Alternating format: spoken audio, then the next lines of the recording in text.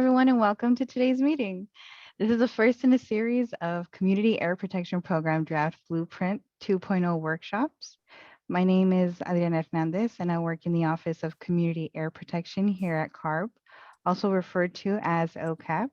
And I'm one of the air pollution specialists and Assembly Bill 617 or Community Air Protection Program liaison for the air districts and the communities in the Southern California regions. Now I'll pause for our interpreters. Hola, muy buenas tardes. Bienvenidos a todos. Gracias por estar aquí presentes. En un momento ustedes verán la activación de interpretación en un momento. Esta reunión se llevará a cabo en inglés. Sin embargo, hay servicios de interpretación. Brevemente, ustedes verán un icono en la parte inferior de su pantalla. Favor de presionar ese icono y aparecerá inglés o español. Favor de activar español para que pueda escuchar esta reunión en su totalidad en español con cualquier dispositivo. Si tiene alguna pregunta o duda, favor de alzar su mano y con mucho gusto lo apoyaremos. Puede escribirlo también en el chat en caso de que surja algún problema. Muchísimas gracias y que tenga una buena reunión. Adriana, you may continue. So we will enable the language interpretation services shortly, and I will be going over the instructions with you now. When the host enables interpretation, you should see the interpretation and globe icon at the bottom of your screen in your meeting controls. Click interpretation, then select the language that you would like to hear. You also have the option to hear the interpreted language only by clicking mute original audio where you selected the language. So now if anyone or for anyone that is going to stay in the main channel or that is English speaking only and decides to stay in the main channel, please note that if anyone is speaking Spanish into this channel, you will also need to select interpretation or the globe icon at the bottom of your screen and select English interpretation. If you're using a smartphone or an iPad or similar device, you'll look for the three dots at the top of your screen and select the globe icon and then language of interpretation and select English.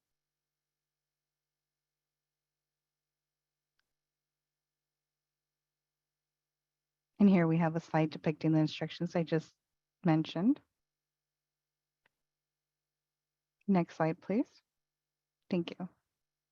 So thank you very much to everyone for your patience as we set up interpretation. Since English and Spanish are happening simultaneously, I'm going to go over how you can toggle between Spanish and English slide decks.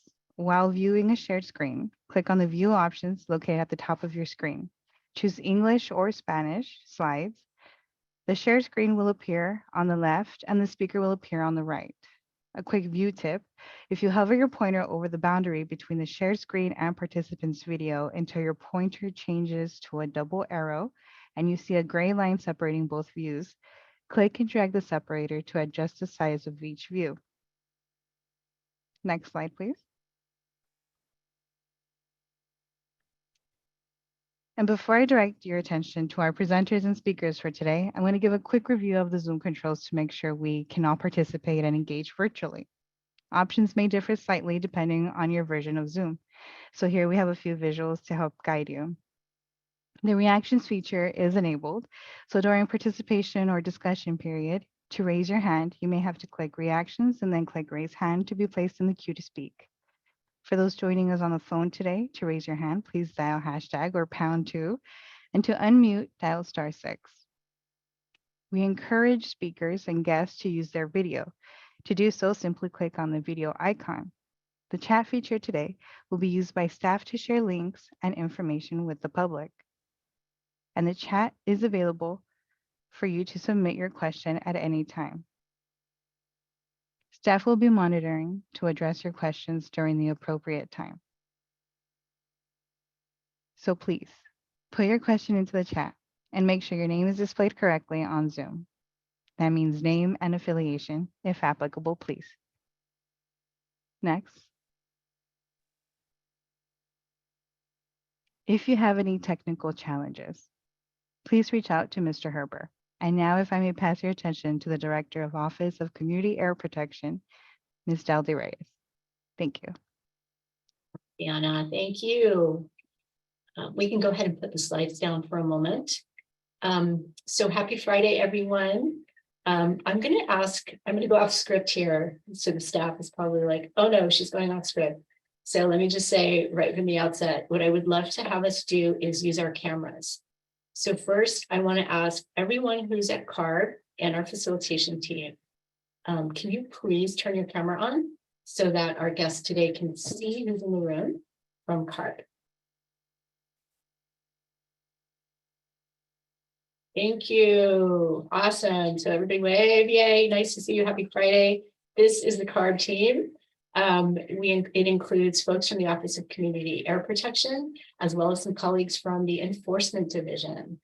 So we're super excited to be here with you. Now, what I want to do is, so just for purposes of introduction, CARB staff, let's go ahead and turn our cameras off. And folks, if you're participating today from the community, from an air district, please keep your camera on. We want to say hello to you and also just welcome you, and also make sure that you all can see each other too. So it's so nice to see some friendly faces. Mary Elizabeth, welcome. Thanks for joining us. Margot, nice to see you.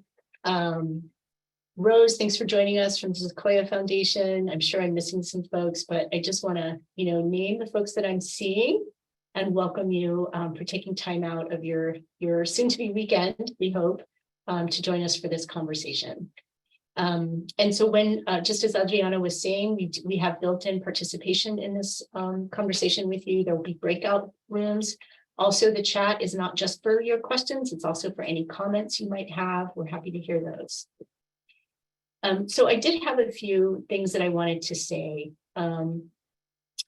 First, I wanted to reflect a little bit on some of the history of the program, not going back too long, but going back to October of 2021. So at that point in time, we were presenting to our CARB board about the progress that was happening in the Community Air Protection Program. We also wanted to lift up the needs that the program had and the challenges we were facing. And we knew we wanted the board to hear directly from community members and from air districts who implement the program. And so we brought and organized panels for the board to hear from folks in their own words about how they were experiencing the program. And I still remember a community leader in Southern California, Angie Valderas, a longtime resident of the Inland Empire. She spoke to the board that night about her work in San Bernardino, Muscoy. And she and other community members really emphasized how important it is for government people to really sit down and hear and get to know community members to understand their experience so that we in government can do better. We have tried to do that, to be informed by the actual experiences in the 617 program, in the Community Air Protection Program, the good experiences and the not so good ones, in updating this program blueprint. And you're going to hear more about that tonight from our staff, including how we are centering non-discrimination laws. This includes Title VI of the Civil Rights Act in the new draft blueprint. And that direction came directly from the People's Blueprint, which you're going to hear more about too. I also want to go back to that same board meeting in October and quote for a moment a comment that was made by board member Diane Tectorian. You all know Diane is the founder of the Environmental Health Coalition, and she's been on our board for some years. She said, the problem I had is we keep referring to this as the AB 617 program. And I really would love it if we could move towards, this is the way we do business in air districts and at CARB in regard to authentic community participation and really reducing emissions. Because if we think of this as a program and something that needs to get funded, like a separate program that only happens in certain communities or only happens when we have funding, I think we're going to miss the big picture. So that was Diane's comment, and it really resonated with me because I felt like it captured the transformative potential of what AB 617, the law, requires of us. It could just be a program with annual funding fights and competitive struggles to get communities selected as resources continue to stay flat. Or we could learn from the past 5 years and apply that to the many, many communities that need help to address poor air quality. Our hope is that we can do that. And even though we know we haven't gotten it completely right in this current draft of the blueprint, we know it can be improved, and that's why we're here to talk with you about that. Now, when we think back again, even before October of 2021, in 2017, when the law was passed, there were no community steering committees, right? There were no community identified priorities for air quality that air district boards would be approving and that the CARB board would approve. The very first blueprint passed in 2018 called for community steering committees to serve as the forum for the consultation that the law requires air districts to do when they write their emission reduction plans. We've learned so much from the past 5 years, that trial and error about what it takes to cooperate and collaborate and share power. And as Angie said that night in October too, this program helps to create bridges. So when I joined CARB in 2021 in February, this is right when the ad hoc writers group was writing the People's Blueprint. This was an ad hoc group of the AB 617 consultation group. And CARB supported the group with the technical writer and facilitation. And once the People's Blueprint was finalized, we spent a good year talking about the blueprint with the consultation group. And we've been using an iterative approach as we've been updating the program blueprint. We had a proposed outline, and then we fleshed out the outline. All of these were public. And now we have a draft narrative. In January of this year, we met in a number of small groups, and some of you were part of those conversations, that represented most of the community steering committees, about 100 people altogether that represented community, business, local government, academia. The ideas we heard and the challenges that were shared then informed the current draft that we want to talk about with you. And then just last week, we met with a consultation group to talk about part 1 of the blueprint, and we're going to continue that conversation with the consultation group on July 26th. So here we are 5 years later in the draft of Blueprint 2.0, proposing new pathways to support communities. And yes, we do have to do more work to figure out all the details.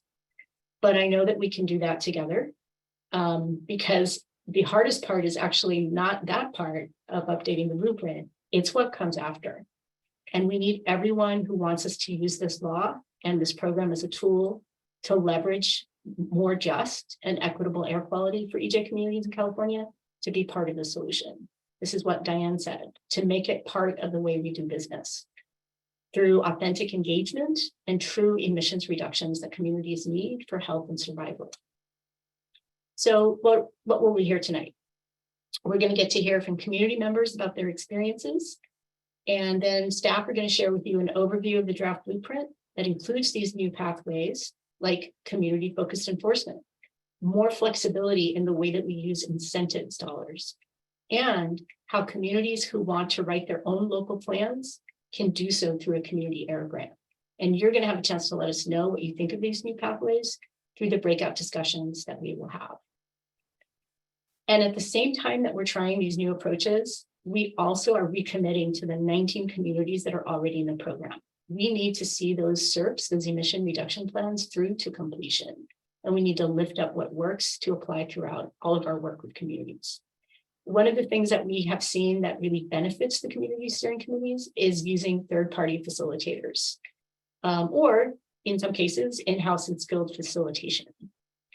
On that note, I'm really, really excited to introduce our amazing facilitation team that CARB has contracted with. That is Lamika Castillo and Diana Sarabillo Briseño of Castillo Consulting. We've retained Lamika and her team to support our engagement work over the next few years, and I want to give them a chance to introduce themselves as they'll be supporting and facilitating the rest of our meeting. Excellent. Thank you so much, Del D and Adri at the beginning of this call.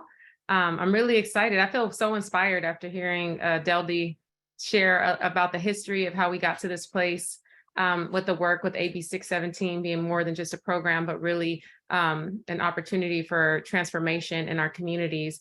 As Del D mentioned, my name is Lamika Castillo. I use she, her, ella pronouns.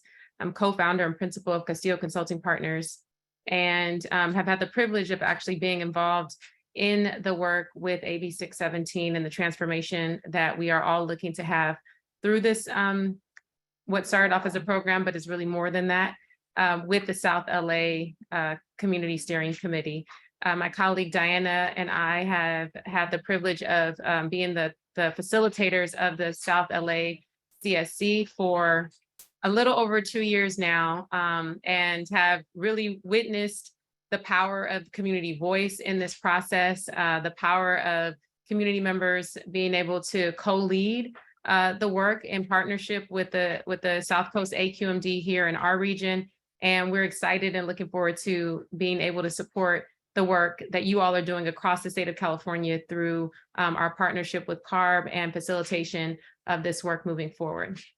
So this is the first time we get to meet many of you, but it won't be the last time you see us. We will be reaching out to you over the months ahead to get to know more about who you are, what your goals are, what you want to accomplish through this work, and to figure out how we can work together to have the transformation that Deldy just described.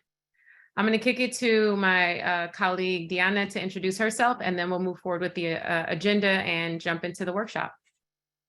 Hello, everyone. I'm Diana, she, her, AR pronouns. And like Mika said, I've been working with AB 617 as well for 2 years, and we're glad to have you all here.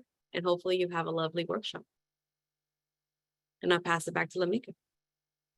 Excellent. Thanks, Diana. And as Diana passes it back to me, my husband is taking my children out to the community garden right now. So hopefully they'll pick some strawberries and then also support with, emissions reductions through planting some whatever they're planting today. But you'll hear them as they're storming out and saying, bye, mommy. So let's jump into the slides. If we can have the slides pulled up again, please, I would love to give us an overview of what we're going to be doing today. Deldy already shared a little bit. And can we get to the next slide, please? With that, we're going to actually turn it over to Femi from CARB, who's going to welcome everybody before we dive into the agenda. Thank you, Lamika. And I'll try to be brief, but I really wanted to just take some time to welcome you all. So really appreciate all of your attendance today. I want to welcome our staff from CARB from different areas of CARB, particularly our OCAP staff, but of course our enforcement team that's also joining us. Our district, many district staff that's also joining us today. We really appreciate you all participating in our program today. And as I welcome you all, I do want us to all think about this meeting as an opportunity to think about this program in the context of this blueprint that we're talking about, but also in the broader context of the program itself. And as I was thinking about what I would share with you all today, I remembered this quote that one of our San Diego staff actually reminded me of a couple of months ago, which is, there's really no such thing as the voiceless. There are only the deliberately silenced or the preferably unheard. And that's a quote from Arundhati Roy. And I really wanted to raise that because I think it speaks to what I think about when I think about AB 617, which is what it's trying to provide, which is more opportunity for those who haven't necessarily had the opportunity to speak up for their community in the past. We're trying to provide more of those opportunities through this program, throughout any of the regulatory efforts or any of the efforts that go on in our agencies.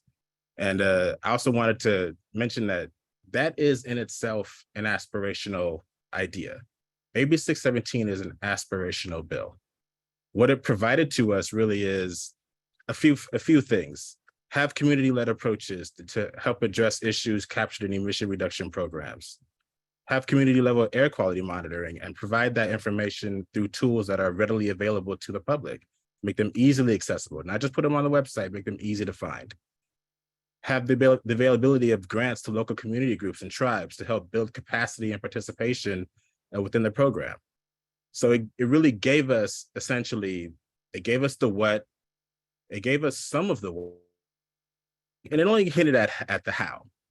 But the how is really how we all engage in this program. It takes all of us sitting in these rooms and Zooms, painstakingly figuring out what this program all means and laying the pieces down brick by brick in order to build this program to become what we think it can become.